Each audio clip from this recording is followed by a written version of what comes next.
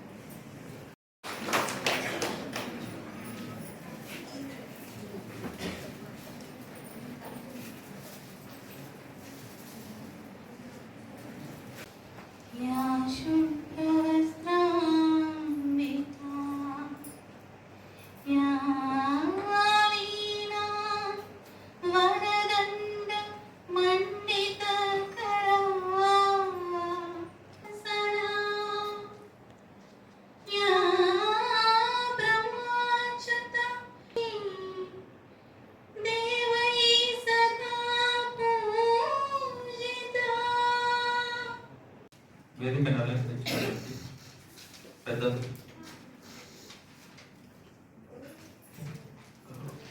ఇక్కడికి చేసినటువంటి అతిథులు, విద్యార్థులు, పరిశోధక విద్యార్థులు అందరికీ నా హృదయపూర్వక నమస్కారాలు తెలియజేసుకుంటూ ఈ తెలుగు భాషా దినోత్సవం నా దగ్గరికి వచ్చినప్పుడు నేను యాక్చువల్గా ఏం చెప్పానంటే మన వారోత్సవమే జరుపుకుందాం అన్నాను. తెలుగు భాష వారోత్సవమే జరగాలి. ఎందుకంటే తెలుగు అనేది మనం మర్చిపోతున్నాం. మాట్లాడడం అనేది చాలా తగ్గిపోయింది. అది ఎందుకో అని దానికి రీజన్స్ మళ్ళీ ఇంకో అవకాశం వచ్చినప్పుడు మనం మాట్లాడుతుంటాం. కానీ తెలుగు చదివితే ఏమొస్తుంది, తెలుగు నేర్చుకుంటే ఏమొస్తుంది అనేటువంటి ఒక రాంగ్ కాన్సెప్ట్స్ ఏవైతే ఉన్నాయో పిల్లలు చిన్నప్పటి నుంచి అలాగ అలవాటు చేయడం జరిగింది. నేను చూశాను కొన్ని ఎగ్జాంపుల్స్ చూసినప్పుడు మనకేంటంటే న్యూస్ పేపర్ ఇచ్చి చదవండి అన్నాం అనుకో, మాకు తెలుగు చదవడం రాదు అంటారు. ఫస్ట్ సెంటెన్స్ మాకు తెలుగు చదవడం రాదు. It's very unfortunate. మీరు చిన్నప్పుడు మేమంతా కూడా తెలుగు చదువుకున్నాం. తెలుగుతో పాటు సాంస్క్రిట్ కూడా చదువుకున్నాం, సెకండ్ లాంగ్వేజ్. అది కూడా కాదని హిందీ కూడా కంటిన్యూ.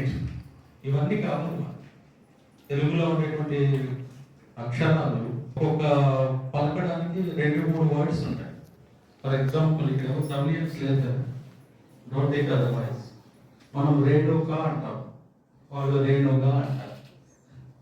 గా కాకి డిఫరెన్స్ ఉంటుంది. వాళ్ళు మనకు ఆ డిఫరెన్స్ తా ఉంటుంది, తా ఉంటుంది. మనకు వత్తుతారు కూడా.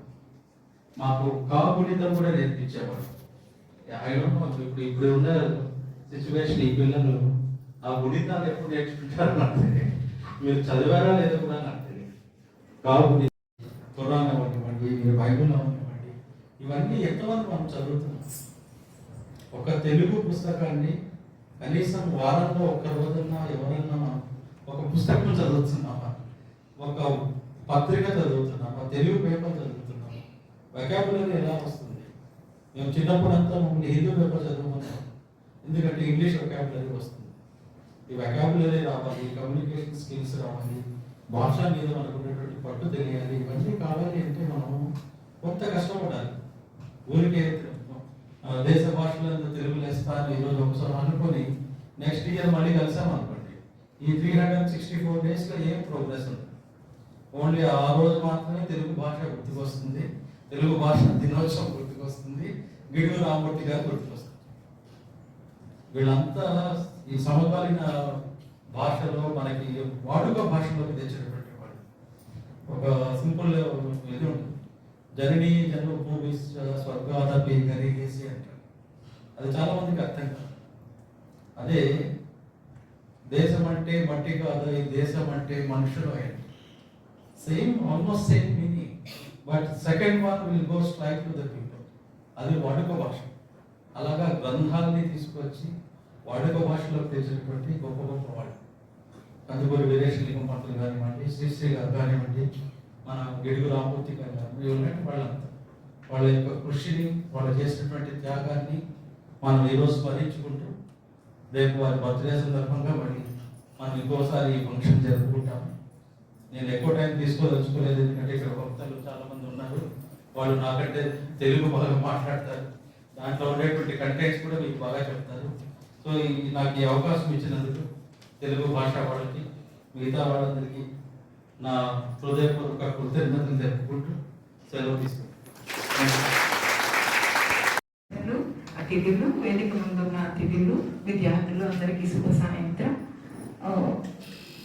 నేను ఈ విభాగానికి సంబంధించిన మనిషిని కాకపోయినా ఈ యూనివర్సిటీ కాలేజ్కి ప్రిన్సిపల్ అవ్వడం వల్ల ఇక్కడ ఆత్మీయ అతిథిగా కూర్చోవడం జరిగింది.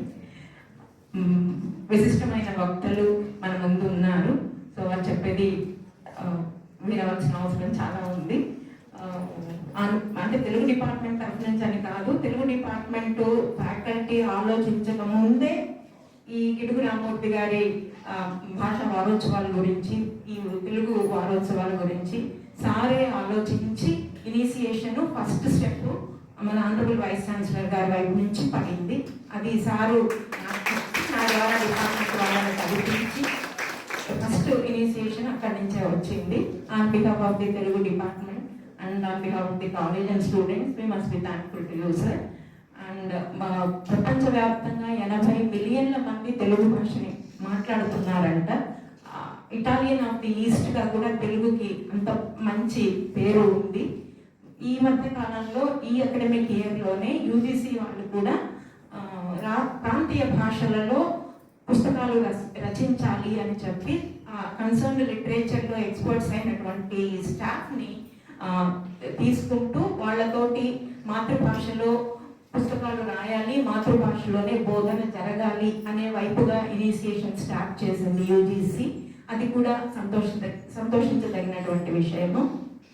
గిడుగు రామూర్తి గారు కూడా సార్ చెప్పినట్టుగా, విసి గారు చెప్పినట్టుగా పాముల భాషని పండితులకు అర్థమయ్యేలాగా చేసి వాళ్ళతో యాక్సెప్ట్ చేయించినటువంటి ఘనత ఆయనది. కాబట్టే ఆయన జన్మదినాన్ని వారోత్సవాలుగా చేసుకోవాల్సినటువంటి అంత ప్రాముఖ్యత వచ్చింది.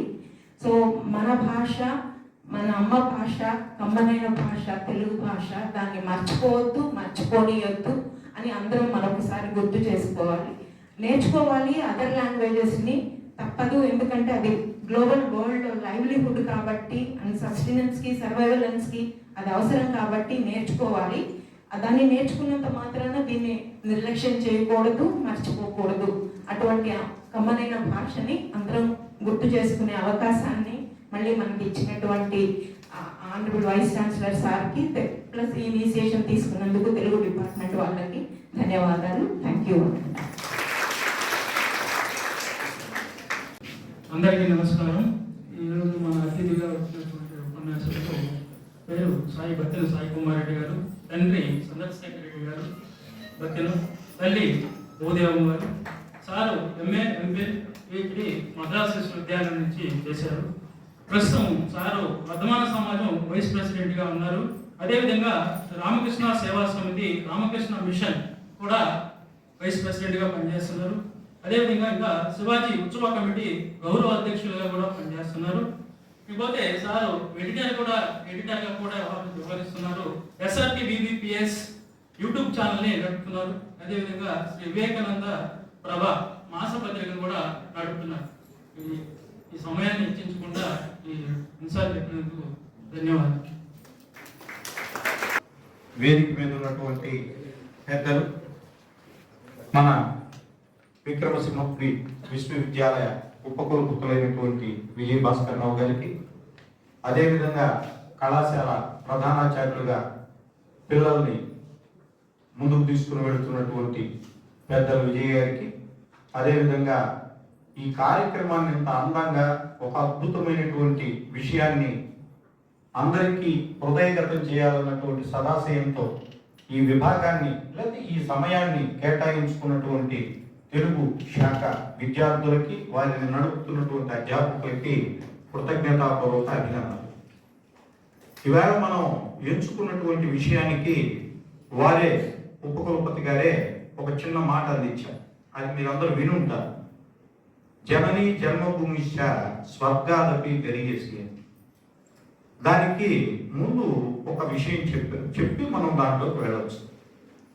ఎందుకు వెళ్ళాల్సి వస్తుంది అంటే భారతదేశం చాలా గొప్పది, అందరికీ తెలిసిన విషయమే. అయితే భారతదేశం ఎందుకు గొప్పదైంది? పైథాగరస్ ఎందుకు భారతదేశం లేకపోతే లెక్కలు లేవన్నాడు? ఐన్స్టీన్ E=mc² అనేటటువంటిది భారతదేశం యొక్క భగవద్గీతని ఆధారంగా చేసుకుని ఏమైనా చెప్పాడా? ఇటువంటి విషయాలన్నీ వారు చెప్పిన రెండో విషయాన్ని మనం గుర్తుపెట్టుకోవాలి. చదవడం ద్వారా మాత్రమే, పుస్తకంతో నువ్వు మాట్లాడడం ద్వారా మాత్రమే అనేక విషయాలను నువ్వు తెలుసుకోగలవు. లేకపోతే కేవలం సాధారణమైనటువంటి వ్యక్తులుగా పుడతాం, సాధారణమైనటువంటి వ్యక్తులుగా మనం మరణిస్తాం. పాశ్చాత్య దేశీయులు 1938లోనే మన గోదావరి జిల్లాలో ఉన్నటువంటి దట్టిపట్ల విశ్వనాథ శాస్త్రి గారిని అడాల్ఫ్ హిట్లర్ పిలిపించుకున్నాడు అన్న విషయం మనకు ఎంతమందికి తెలుసు? టిబెట్ సమీపంలో ఉన్నటువంటి శంబలా అనేటటువంటి గ్రామానికి కమ్యూనిస్ట్ దేశం నుంచి స్టాలిన్ శాస్త్రవేత్తలను పంపించాడని ఎంతమందికి తెలుసు? అంతేకాదు అడాల్ఫ్ హిట్లర్ వాడినటువంటి రెండవ ప్రపంచ యుద్ధంలో V1 బాంబ్ అని పిలువబడేటటువంటి బజ్ బాంబులు తయారు చేయడానికి మన దట్టిపట్ల విశ్వనాథ శాస్త్రి గారి యొక్క అధర్వణమైన జ్ఞానం పనిచేసింది. దానివల్లే అతను అద్భుతమైనటువంటి పోరాట యోధుడిగా తన వ్యూహానికి తగినటువంటి విధంగా అడాల్ఫ్ హిట్లర్ ఆనాటి అగ్రరాజ్యాలను కూడా భయపెట్టడానికి అవసరమైనటువంటి ఆయుధ సంపత్తిని తయారు చేసుకున్నాడు. మన ఆధర్వణ వేదంలో ఉన్న విషయాన్ని డీకోడ్ చేసి వచ్చినటువంటి సమస్య అంతా ఎక్కడుందంటే మనం మనల్ని ప్రేమించడం మానేస్తున్నాం. వారు చెప్పినటువంటిది కూడా అదే. లంకా నగరాన్ని జయించారు. లంకా నగరాన్ని జయించినటువంటి శ్రీరామచంద్రుని యొక్క తమ్ముడైనటువంటి లక్ష్మణ, అక్కడ ఉన్నటువంటి లక్ష్మణరాజు వైభవపేతమైనటువంటి జీవితాన్ని, సుఖమయమైనటువంటి జీవితాన్ని చూచి ఆయన ఏమన్నా అంటే, అన్న ఇంక మనం వెళ్ళాల్సినటువంటి అవసరం లేదు, అక్కడికి అయోధ్యకి కాకుండా లంకలో లేదు, మనం ఉండిపోదాం అన్నాడు. అప్పుడు శ్రీరామచంద్రుడు చెప్పాడు, అతి స్వర్ణమయ లంక మేనలోచతే లక్ష్మణ జననీ జన్మభూమిచ్చ స్వర్గాదపి గరీయసి.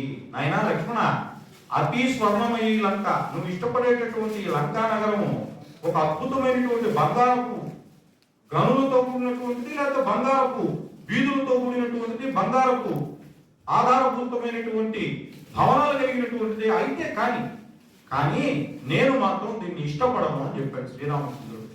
ఎందుకు ఇష్టపడను అనే దానికి రెండో వాక్యం చెప్పాడు. జనని అమ్మైనటువంటి కౌసల్య కావచ్చు, సుమిత్ర కావచ్చు, కైకేయి కావచ్చు. ఎందుకంటే రాముల వారికి అసలు స్వర్గం వచ్చినా కూడా నేను వద్దంటాను, కేవలం నేను భారతదేశంలోకే తిరిగి మళ్ళీ అయోధ్యలోకి వెళ్తానన్నాడు. ఈ విషయాన్ని మనం గుర్తుపెట్టుకున్నప్పుడు అక్కడ దాకా ఆయన వెళ్ళాడు కదా. ఎక్కడో అయోధ్య నుంచి వచ్చినటువంటి శ్రీరామచంద్రుడు యోజనం అంటే 8 మైళ్ళు అనేవాళ్ళు ఉన్నారు, లేకపోతే 9 మైళ్ళు అనేవాళ్ళు ఉన్నారు. ఈ మధ్య కాలంలో కొంతమంది 15 మైళ్ళు అంటున్నారు. ఏదైనప్పటికీ 100 యోజనాలు విస్తీర్ణమైనటువంటి సముద్రానికి ఒక బ్రహ్మాండమైనటువంటి మానవ నిర్మితమైనటువంటి బ్రిడ్జిని వేసి 5 రోజుల్లో బ్రిడ్జిని నిర్మించి అవతలికి వెళ్ళాడని చెప్పి వాల్మీకి వివరణాత్మకంగా రాస్తే, అయ్యా ఒకటో రోజు 14 యోజనాలు నిర్మించారు, రెండవ రోజు 21, మూడవ రోజు 22, నాలుగవ రోజు 25, 5వ రోజు 26 నిర్మించారు అని చెప్తున్న అక్షరాలతో రాసిన మనం నమ్మడం. నాసా అంతరిక్ష పరిశోధన కేంద్రం వాళ్ళు, అరే బాబు మీ బంగాళాఖాతంలోనే ఆదమ్స్ బ్రిడ్జ్ ఉంది, మేము కనుక్కున్నాము, అందులో ఉన్నటువంటి ఇసుకను పరిశీలిస్తే అది బంగాళాఖాతంలో నుంచి తెచ్చినటువంటి ఇసుక కాదు, అక్కడ వాడినటువంటి రాళ్ళు అక్కడివి కాదు. ఒరే నాయన బంగారు బిడ్డలు, మీరు బంగారం అనేటువంటి 10,000 ఏళ్ల క్రితమే మీరు 900 మైళ్ళు బ్రిడ్జి 5 రోజుల్లో కట్టారా అంటే ఎవరన్నా నమ్ముతున్నాడా? ఎవ్వరు నమ్మడం. అదేమో పెద్ద క్యాబిడీగా అనుకుంటున్నారు. వేరే పద్యంలో ఒక మాట చెప్పాడు ఆయన, గరికిడైన చాలు గంగిగోవు పాలు అని. అంటే ఆయన అమాయకుడు వేమన. గంగిగోవు పాలు మనకు తెలీదా? ఎందుకు చెప్పాడు? పాలు తాగండి రా అని చెప్పాడు. ఏం పాలు తాగమన్నాడు ఆయన? బర్రె పాలు తాగమని చెప్పలా. ఏం చెప్పాడు ఆయన? ఆవు పాలు తాగండి అన్నాడు. ఎందుకు చెప్పాడు ఆవు పాలు? మొన్న 26వ తారీఖు మనం అందరం పండుగ చేసుకున్నాం. కృష్ణాష్టమి కానీ గబగబా చిన్న చిన్న పాదాలు వేసేసి అంత అయిపోయింది. అయిపోయి అది కాదు. కృష్ణుడు ఏం చెప్పాడు? మొట్టమొదటి సామాజిక శాస్త్రవేత్త, సమాజం ఎలా ఉండాలో చెప్పిన వ్యక్తి, సమాజంలో శాస్త్రం యొక్క గొప్పతనాన్ని చెప్పిన వ్యక్తి. కృష్ణుడు పట్ల ఎక్కడ చూసినా మీకు వెనకో ముందో వెనకో లోపల బయట ఆవే ఉంటుంది, ఇంకేం ఉండదు. ఎందుకు ఉండదు? ఏం ఆవు అంత ఆయన ఇష్టమేముంది? ఆవులో ఉన్నటువంటి పాలు ప్రత్యేకమైనటువంటివి. మీరు మీకున్న సామాజిక మాధ్యమాల్లో ఆవు పాల గొప్పతనం గుర్తి చూస్తే నాకంటే బాగా చెప్పలేదు సామాజిక మాధ్యమం. కానీ మనం దాంట్లో సినిమాలు చూసుకుంటాం, దాంట్లో మనకు సంబంధం లేని విషయాలు చూసుకుంటాం, దాంట్లో అవసరం లేని విషయాలు చూసుకుంటాం, అనవసరమైనటువంటి టాక్స్ దాన్ని ఉపయోగించుకుంటాం మనం. కానీ అందులో ఏముంది? ఈ ప్రపంచంలో అత్యున్నతమైనటువంటి ఏ విటమిన్, అత్యున్నతమైనటువంటి డి విటమిన్ ఉండేటటువంటిది కేవలం ఆవు పాలు. గుర్తుపెట్టుకోవాలి. ఏ జంతువులో లేనటువంటి సూర్య అనే పేరు కలిగినటువంటి నాడి కలిగినటువంటి ఏ పాలని చెక్ చేసుకోండి, డి విటమిన్ ఉంటే వచ్చి చెప్పండి. అంటే చిన్న వయసులోనే ఆవు పాలు తాగినటువంటి వాళ్ళకి కండరాలకు సంబంధించిన వ్యాధులు కానీ, నరాలకు సంబంధించిన వ్యాధులు కానీ, కంటికి సంబంధించినటువంటి జబ్బులు కానీ రానే రావు, వచ్చేదానికి అవకాశమే లేదు. అలా వచ్చే పడితే 125 ఏళ్ళకి పైచులకు భగవంతుడుగా చెప్పబడేటటువంటి శ్రీకృష్ణుడు బతికేవాడు. అంటే ఆయనకు అంత తెలియదా? ఆవునే వేసుకుని తిరగాలప్పుడు బరిగుడ్లు లేవా, పెద్ద దొంగపోతులు లేవా? ఆవు అనేటటువంటి ఒక పవిత్రమైనటువంటి జంతువు. దానికి అంత పవిత్రత ఎందుకు వచ్చింది అనేది మనం పరిశీలించాం. వచ్చిన సమస్య అంతా ఏంటంటే ఆవుని ఎందుకు పవిత్రంగా భావించాలి, ఆవుని ఎందుకు ఇష్టపడాలి, లేదు మన పూర్వీకులైన వాళ్ళు ఆవుని ఎందుకు ఇష్టపడ్డారు, ఇటువంటి విషయాల గురించి మనం ఆలోచించినప్పుడు పరిశోధన ఎలా పుడుతుంది? ఆలోచన నుంచి వచ్చేదే కదా. ఆలోచన ద్వారా నువ్వు చేసేటటువంటి పరిశోధన ఏదైతే ఉందో, నువ్వు చేసేటటువంటి పరిశీలన అయితే ఏదైతే ఉందో, నువ్వు చేసేటటువంటి ప్రయోగం ఏదైతే ఉందో అది నిన్ను ఉద్ధరిస్తుంది, నువ్వు నమ్ముకున్నటువంటి సమాజాన్ని ఉద్ధరిస్తుంది. దురదృష్టవశాత్తు ఈ దేశంలో ఉన్నటువంటి ఏమిటంటే, ఈ దేశంలో కొంతమంది చేరిపోయారు. వాళ్ళకు ఉదయం మధ్యాహ్నం సాయంత్రం ఈ దేశంలో ఉన్నటువంటి విషయాల్ని అర్థం చేసుకునే దమ్ము, అర్థం చేసుకునే ధైర్యం, అర్థం చేసుకునే తెలివి, అర్థం చేసుకునే బుద్ధి, అర్థం చేసుకునే హృదయం లేదు. దానివల్ల ఏంటంటే వాళ్ళు ఏదేదో మాట్లాడుతున్నారు.